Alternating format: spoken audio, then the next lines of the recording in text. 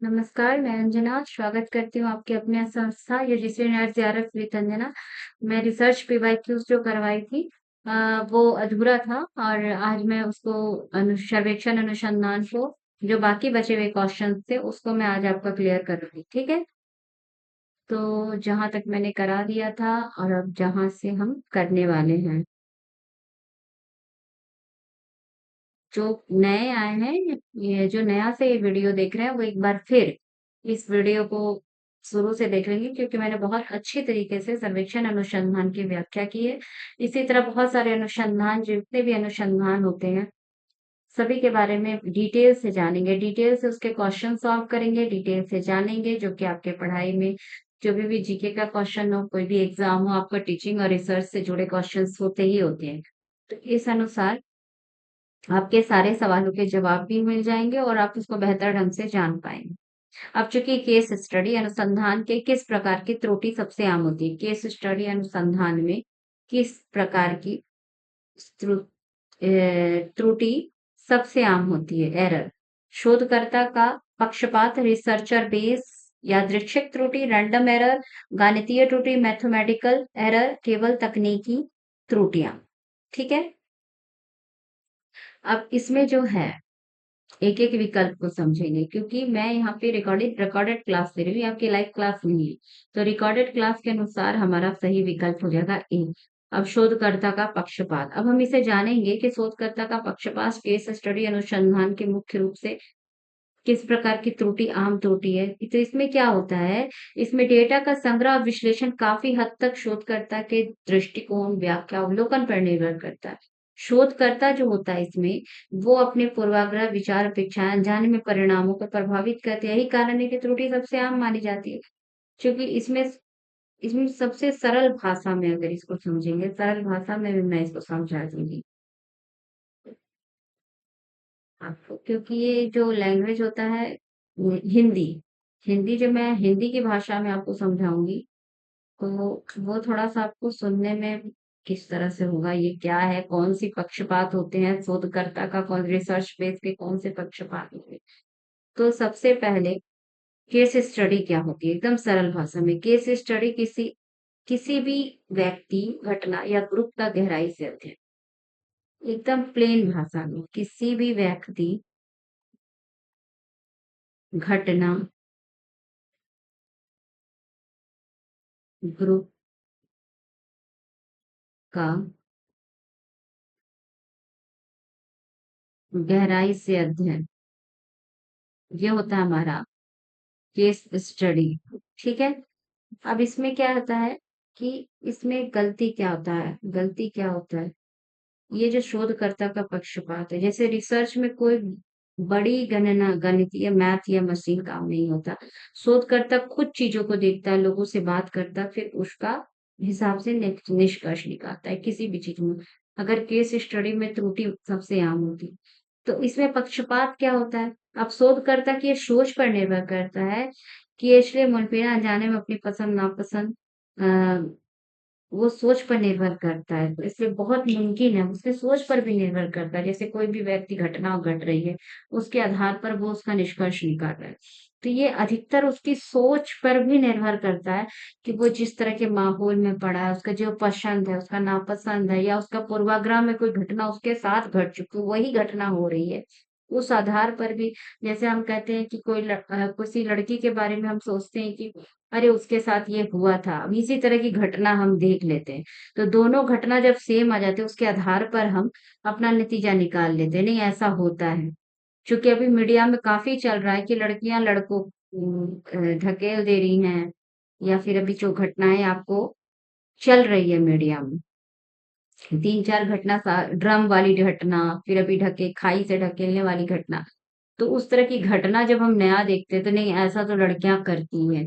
तो फिर वो पुरानी घटना भी तो सामने आ जाती है। तो इन सभी का रिजल्ट क्या होता है, हम उसको गहन अध्ययन करेंगे तो ये हमारी सोच पे भी रहती है, नहीं लड़कियां ऐसा करती हैं। तो इनका जब तक हम गहन अध्ययन करेंगे तो ये आम घटना हो जाती है, सबसे आम होती है कि हमारी पूर्वाग्रह या सोच, या पसंद नापसंद, पुरानी सोच, इसके आधार पर ही ये नतीजा हम निकाल लेते हैं। तो ये केस स्टडी में एक आम घटना मानी जाती है, यहाँ आम घटना की बात हो रहा है। इसे शोधकर्ता का पक्षपात कहते हैं, इसे रिसर्च में होने वाली आम घटना के रूप में कहते हैं। अब हम देखेंगे यादृच्छिक त्रुटि क्या है, या आमतौर पे मात्रात्मक, ये यादृच्छिक त्रुटि जो होती है वो आमतौर पे मात्रात्मक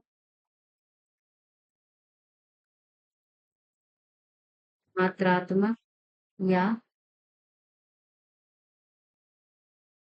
एक मिनट में पेज लेके समझा देती हूँ उसको। यादृच्छिक त्रुटि क्या होती है?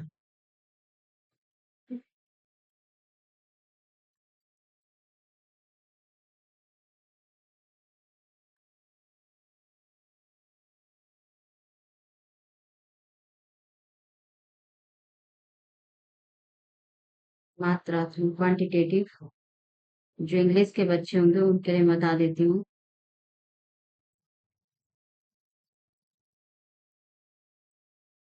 त्रुटि या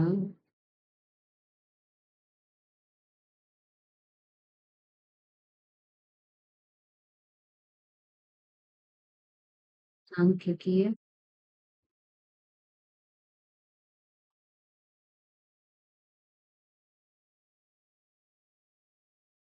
अधिक देखी जाती है,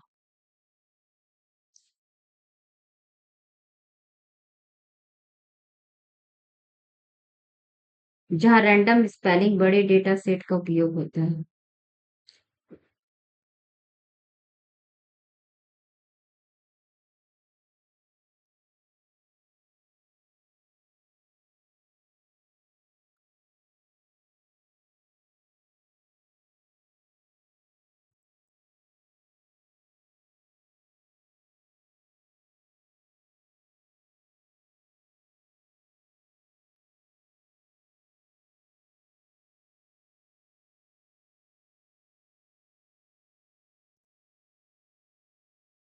तो आमतौर पे ये तो नहीं होगा, अधिक श्रेणी में देखी जाती है, जहाँ रैंडम स्पेलिंग बड़े डेटा सेट का, तो ये आम गलती तो नहीं है। और फिर तीसरा होता है, हमारा तीसरा ऑप्शन था गणितीय गलती, तो ये भी नहीं होगा। गणितीय सांख्यिकी गणनाओं की भूमिका बहुत ही सीमित होती है, तो मुख्य त्रुटि ये नहीं है। तो गणितीय त्रुटि भी हमारा नहीं होगा, क्योंकि मैथमेटिकल एरर, तो ये क्यों नहीं होगा, क्योंकि केस स्टडी में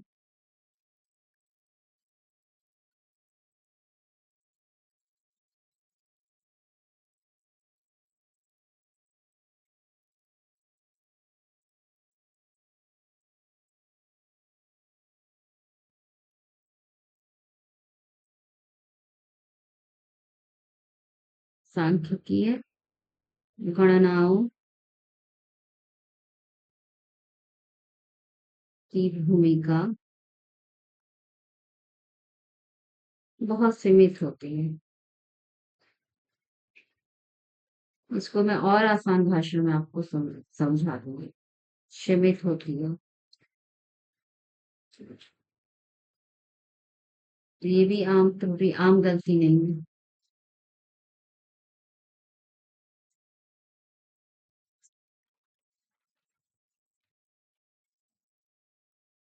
तो आम गलती पे तो ये नहीं आता है।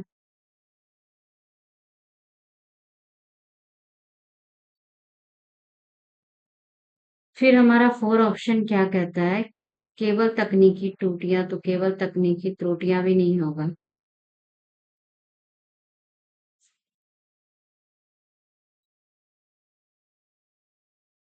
ये किसी भी शोध में हो सकती है, तकनीकी केस स्टडी की प्रकृति से जो आम त्रुटि नहीं है, किसी भी तकनीकी त्रुटियां जो होती है किसी भी शोध में हो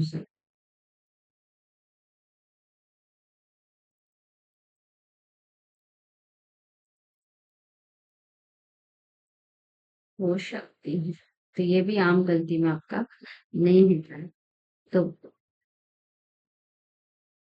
आपको अगर कहीं से भी कोई दिक्कत होती है, या मेरे समझाने पे आपको समझ में नहीं आता, तो कमेंट बॉक्स में आप बता सकते हैं कि आपको कौन सा टॉपिक नहीं समझ में हो।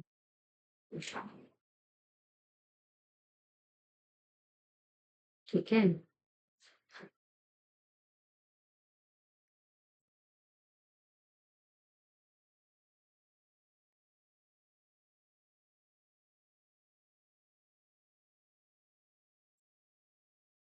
तो ये जो हमारा क्वेश्चन था कि केस स्टडी में किस प्रकार की त्रुटि, सबसे पहले तो हमने कर लिया जब यादृच्छिक त्रुटि के बारे में जब मैंने कहा यादृच्छिक त्रुटि, उसको तो मैंने बता दिया। तो जैसे मान लीजिए इसका एक अचानक से यादृच्छिक त्रुटि क्या हुआ कि जैसे अचानक किस्मत से होने वाली गलती, कैसी गलतियां होती है जो जानबूझकर नहीं होती, संयोग से होती है। जैसे कि आप किसी मशीन में 100 लोगों का वजन नाप रहे हैं, हवा के झोंके से मशीन की हल्की सी थरथराहट से 2-4 लोग का वजन थोड़ा-सा अलग निकल गया। तो केस स्टडी में आंकड़ों और मशीनों से ज़्यादा लोगों की व्यवहार और गहराई को समझते हैं, तो ऐसी रैंडम गलतियों का असर मुख्य नहीं होता। ठीक है? फिर गणितीय त्रुटि क्या है? तो ये क्या है? सीधे-सीधे हिसाब-किताब की गलती। अगर आपने 50-50 को 110 लिखा दिया, तो ये तो गणितीय त्रुटि। केस स्टडी में आप जानते हैं मैथ्स का काम बहुत कम होता है, ये कहानियों, इंटरव्यू, बातों का विश्लेषण ज़्यादा होता है। गणित की गलती यहाँ पे कोई आम समस्या तो होती नहीं है, केवल तकनीकी त्रुटियाँ। अब क्या है मशीनों, उपकरणों, सॉफ्टवेयर में खराब होने वाली सही से काम ना करने की वजह से होने वाली गलतियाँ। जैसे इंटरव्यू रिकॉर्ड करते समय माइक का खराब हो जाना, कंप्यूटर का क्रैश हो जाना या डेटा सेव ना होना।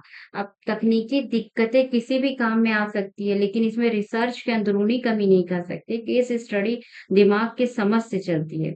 ये ये मशीनी गलती से ज़्यादा इंसान खुद की सोच पे हावी होने का खतरा रहता है। तो सबसे पहले जो केस स्टडी होती है, केस स्टडी में ना मशीन, ना गणितीय, ना आपका क्वांटिटेटिव, ना संख्यात्मक, ये सब कुछ भी नहीं होता है, क्योंकि केस स्टडी जो हमारा होता है, वो शोधकर्ता खुद चीज़ों को देखता है, खुद लोगों से बात करता है, खुद हिसाब निकालता है। केस स्टडी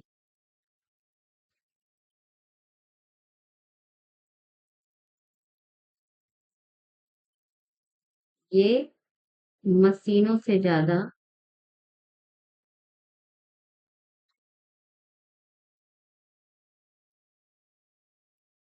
लोगों के, ये भी अगर केस स्टडी को आप बेहतर ढंग से जान लेंगे ना, तो व्यवहार को गहराई से समझते हैं। समझते हैं। एकदम सिंपल सा, इसीलिए ऐसी रैंडम गलतियों का असर इसमें नहीं होता। अगर आप केस स्टडी के बारे में ये चीज़ आप जानते हैं कि लोगों का व्यवहार, लोग घटना घटना इन सभी का, तो शोधकर्ता का पक्षपात और यादृच्छिक, गणितीय, तकनीकी तो कोई मतलब ही नहीं है, ये सब तो एकदम से नकार हो जाएगा। केस स्टडी में आमतौर पे कितने प्रतिभागियों का, क्वेश्चन नंबर 15 नंबर पे मत जाइएगा।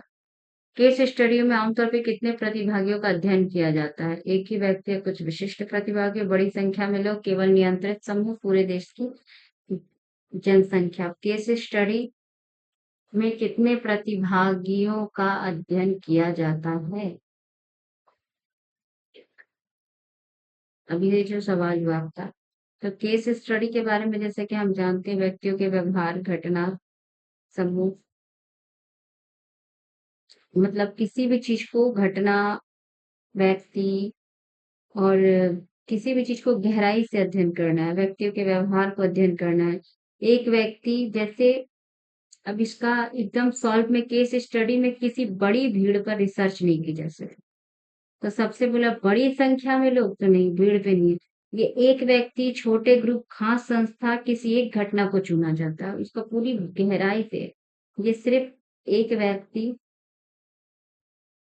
सबसे बड़ी बात, एक व्यक्ति, एक छोटे ग्रुप,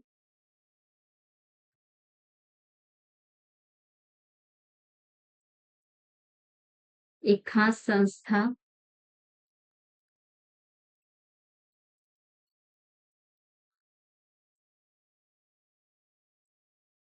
या किसी एक घटना को चुना जाता है, या किसी एक घटना को चुना जाता है, किसी एक घटना को चुना जाता है। ठीक है? ये जो होता है, और उसके बारे में पूरी गहराई से, बारीक से इकट्ठा की जाती है। प्रतिभागी की संख्या बहुत कम या फिर एक होती है। तो इसका जो होगा, इसका जो विकल्प होगा, एक ही व्यक्ति या कुछ विशिष्ट प्रति बड़ी संख्या में लोग होगा नहीं, केवल नियंत्रित समूह होगा नहीं। तो बड़ी संख्या में लोगों का अध्ययन या जनगणना जैसे रिसर्च रिसर्च जनगणना जनगणना में होता है। सर्वे किसमें किया जाता है? जनगणना में। जनगणना। तो ये तो नहीं होगा। केवल नियंत्रित समूह क्यों नहीं होगा? नियंत्रित समूह मतलब का इस्तेमाल साइंटिफिक प्रयोगों में एक्सपेरिमेंटल रिसर्च में होता है। इसका क्या होता है? एक्सपेरिमेंटल रिसर्च में एक्सपेरिमेंटल रिसर्च में इसका काम होता है। ठीक है, ना कि इसको केस स्टडी से कोई मतलब नहीं होता है। पूरे देश की जनसंख्या, ये तो आप सीधे तौर पे जनगणना का हिस्सा है, तो उसको इसका तो कोई मतलब है ही नहीं। ये पूरे देश के 6 से व्यक्ति, छोटे ग्रुप, एक खास संस्था, किसी एक घटना को चुना जाता है। तो ये जब पूरी जनगणना का हिस्सा है, तो इसको तो ये तो आपका होगा ही नहीं। तो इसका सरल विकल्प होगा एक ही व्यक्ति या विशिष्ट प्रतिभागी। केस स्टडी में डेटा संग्रह की कौन सी विधि सबसे उपयोगी है? गहराई से साक्षात्कार, केस रिकॉर्ड विश्लेषण, फोकस ग्रुप चर्चा, उपरोक्त सभी। एकदम है। तो केस स्टडी में फोकस ग्रुप का चर्चा डिस्कशन भी होता है, डेप्थ इंटरव्यू भी हम लेते हैं, और केस रिकॉर्ड एनालिसिस भी होता है। तो इसका ऑल ऑफ दिस हो जाएगा। Question number 17। एक ही छात्र के पढ़ाई के पैटर्न को समझाने के लिए 1 वर्ष तक उसका अध्ययन, किस प्रकार की केस स्टडी होगी? तो एजुकेशनल के पढ़ाई के पैटर्न को समझाने के लिए एजुकेशनल स्टडी होगी, या फिर आपकी चिकित्सा मेडिकल केस होगी, व्यावसायिक होगी, बिजनेस होगी, हिस्टोरिकल होगी। तो एकदम सरल सा जवाब है। आप भी जानते हैं कि एक छात्र के पढ़ाई के दौरान पैटर्न को समझाने के लिए, समझने के लिए, पढ़ाई के पैटर्न को समझने के लिए कौन सा होगा? तो सबसे पहले जानते हैं कि भाई पढ़ाई क्या है, तो एजुकेशनल होगा। क्योंकि एक छात्र के पढ़ाई के पैटर्न की बात की जा रही है। शिक्षा स्कूल सीखने से तरीका में रिसर्च या शैक्षिक के अंतर्गत, तो ये एक शैक्षिक है। चिकित्सा तो होगा नहीं, किसी मरीज की बीमारी की तो यहाँ बात की नहीं जा रही है। बिजनेस का नहीं, कंपनी के मुनाफे या नुकसान की भी बात नहीं की जा रही है। ऐतिहासिक, इतिहास की कोई घटना की भी बात नहीं। न ही यहाँ पे आपके मरीजों की बात की जा रही है। मरीजों की बात नहीं, बात नहीं। दूसरा, व्यवसायिक नहीं, बिजनेस के मुनाफे की बात की जा रही है। मुनाफे की बात नहीं। इसके साथ साथ अन्य इतिहास की भी कोई चर्चा नहीं की भी चर्चा नहीं। तो जब इतनी चीजों की चर्चा नहीं हो रही है, तो आपका case study, educational case study आपका इसमें होगा। बाकी विकल्प आपका नहीं होगा। Question number 18। जब जब केस स्टडी किसी विशेष संगठन या कंपनी पर केंद्रित होता है, तो इसे क्या कहते हैं? तो चिकित्सक केस हिस्ट्री, मनोवैज्ञानिक केस हिस्ट्री, सामाजिक, किसी विशेष संगठन या कंपनी पर केंद्रित होती है। तो ये तो आपके बाकी विकल्प ही आपको देखने होंगे। चिकित्सक केस स्टडी कहते हैं उसको, बिजनेस केस स्टडी कहते हैं, मतलब व्यावसायिक केस स्टडी कहते हैं, मनोवैज्ञानिक साइकोलॉजिकल केस स्टडी करते हैं, या फिर आपको सोशल केस स्टडी करते हैं। तो इसमें सबसे पहले आपको केस स्टडी किसी विशेष संगठन कंपनी पर केंद्रित होती है या नहीं होती है, इसका मतलब होगा विशेष संगठन या कंपनी। कंपनी की बात हो रही है यहाँ पे। यहाँ पे आपको संगठन या कंपनी की बात हो रही है, तो यहाँ से कंपनी से रिलेटेड एक ही बात आती है, व्यावसायिक बिजनेस। तो इसे बिजनेस कहते हैं। क्यों कहते हैं? क्योंकि जब भी कभी विशेष संगठन या कंपनी में काम करने के तरीके, उसके मुनाफे नुकसान, उसकी मार्केटिंग रणनीतियों में बिजनेस मॉडल को गहराई से अध्ययन किया जाता है, तो उसे वैश्विक केस स्टडी कहते हैं। मनोवैज्ञानिक क्यों नहीं? किसी के मानसिक स्वास्थ्य, उसके व्यवहार, दिमाग, इसमें तो आप जान ही रहे हैं कि उसके मनोवैज्ञानिक यानी आपके उसकी भावनाओं का गहन अध्ययन होता है। यहाँ तो कंपनी की बात हो रही है, भावनाओं का अध्ययन, मनोवैज्ञानिक। और सामाजिक, सोशल स्टडी में क्या होगा? सामाजिक समस्याओं का अध्ययन।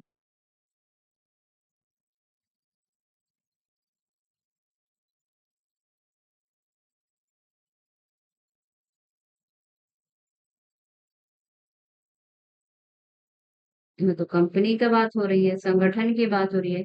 चिकित्सा मतलब जान ही रहे हैं कि मरीज की बीमारी का, मरीजों का बारे में बात हो रही है। ये तीनों ही नहीं होगा, ना ये होगा, ना ये होगा, ना ये होगा। तो पहले तो समझना है कि बाकी विकल्प क्यों नहीं होगा, तब जाके उससे हमारा सीधा विकल्प निकलेगा। ये छोटे वाले टीचर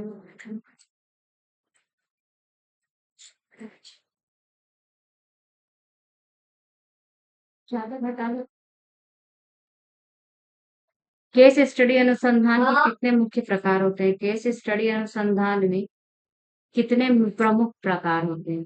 ये भी आपको देखना है। केस स्टडी अनुसंधान दो होते हैं, तीन होते हैं, चार होते हैं, पांच होते हैं, और इसमें कौन कौन से प्रकार होते हैं ये भी है। तो सबसे पहले तो प्रकारों को भी जानेंगे ना। इसमें मुख्य रूप से आपका शोधकर्ता रॉबर्ट एगियन के अनुसार केस स्टडी में तीन मुख्य प्रकार होते हैं। तो इसका हम थोड़ा डिटेल में जानेंगे। किसके अनुसार? रॉबर्ट के जिनके अनुसार, ये जिनके अनुसार तीन प्रकार होते हैं, तीन प्रकार होते हैं। ठीक है। पहला होता है हमारा एक्सप्लोरेटरी केस स्टडी, मतलब खोजपूर्ण, खोजपूर्ण केस स्टडी।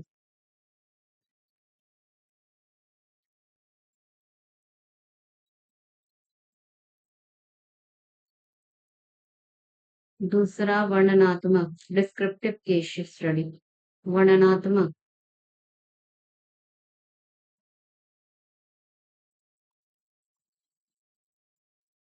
Case study.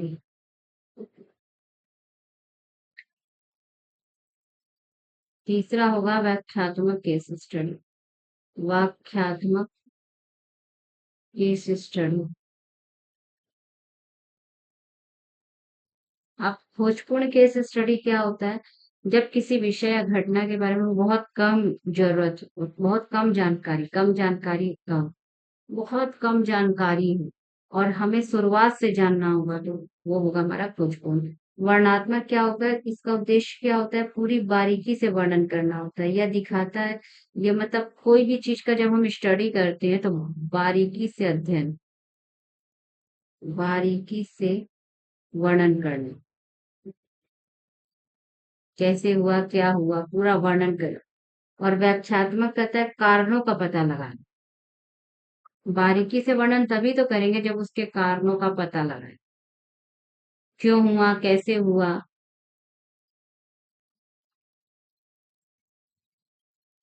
क्यों हुआ,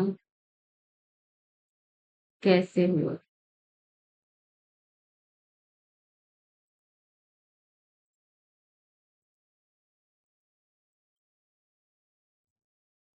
19। अब केस स्टडी अनुसंधान के लिए कौन सा डेटा संग्रह सबसे ज्यादा उपयुक्त है? गहराई से साक्षात्कार, ये तो आदमी जानता ही है।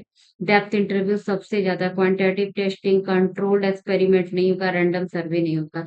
अभी तक जहां तक समझा, ना ये होगा, ना ये होगा, ना ये होगा। तो आपका गहराई से साक्षात्कार होगा, केस स्टडी से वही मतलब है। केस स्टडी अनुसंधान में कौन सी विधि का प्रयोग किया जाता है? गुणात्मक विधि, मात्रात्मक विधि, मिश्रित गणितीय विधि का इसमें प्रयोग नहीं किया जाता है। गुणात्मक, मात्रात्मक, क्वालिटेटिव भी होता है, क्वांटिटेटिव भी होता है, और हमारा दोनों का प्रयोग किया जाता है। 22। केस स्टडी अनुसंधान में महत्वपूर्ण गुण क्या है? यह किसी विशेष मामले का गहराई से अध्ययन करता है, केवल मात्रात्मक डेटा पर निर्भर करता है, पर प्रयोगों पर आधारित होता है। यह एक सांख्यिकी विधि, विशेष मामले पे गहराई से अध्ययन होता है, ना मात्रात्मक डेटा पर केवल का तो होगा। एक्सपेरिमेंटल भी नहीं होता है। स्टैटिस्टिकल मेथड, सांख्यिकी विधियों पर भी आधारित नहीं होता है। अब केस स्टडी किस प्रकार की समस्या का समझने के लिए होता है? व्यापक स्तर पर डेटा विश्लेषण के लिए, गहराई से विश्लेषण के लिए, बड़ी संख्या के लिए, केवल गहराई से विश्लेषण के लिए। और 24। केस स्टडी अनुसंधान में डेटा संग्रह का प्रमुख स्रोत क्या है? तो सब है, प्रत्यक्ष अवलोकन भी है, साक्षात्कार भी है, दस्तावेजों का विश्लेषण भी है, डायरेक्ट ऑब्जर्वेशन भी है, इंटरव्यू भी है, डॉक्यूमेंट एनालिसिस भी है, तीनों ही होगा। तो ये हमारा केस स्टडी भी इसमें आज का एक रिसर्च का क्लास हमारा कंप्लीट हुआ। इसके बाद मैं क्लास में आपको डार्क कैपिटल के बारे में पढ़ाऊंगी, कार्ल मार्क्स की डार्क कैपिटल। आखिर दुनिया में शोषण, मजदूर वर्ग संघर्ष की जब बात आती है, तब सबसे पहले वर्ग संघर्ष को किसने लाया? कार्ल मार्क्स ने लाया। जब कार्ल मार्क्स ने लाया तो कार्ल मार्क्स ने अपने दास कैपिटल में उस चीज का वर्णन किया है। 3 संस्करण में उपलब्ध है। उन्होंने मध्य वर्ग का भी वर्णन किया, उन्होंने वर्ग संघर्ष का भी वर्णन किया। तो हम पहले वर्ग संघर्ष, उनके पहले संस्करण की जो पुस्तक है उसके बारे में डिटेल से जानेंगे, ठीक है। नेक्स्ट क्लास में मैं कार्ल मार्क्स पढ़ूंगी। धन्यवाद।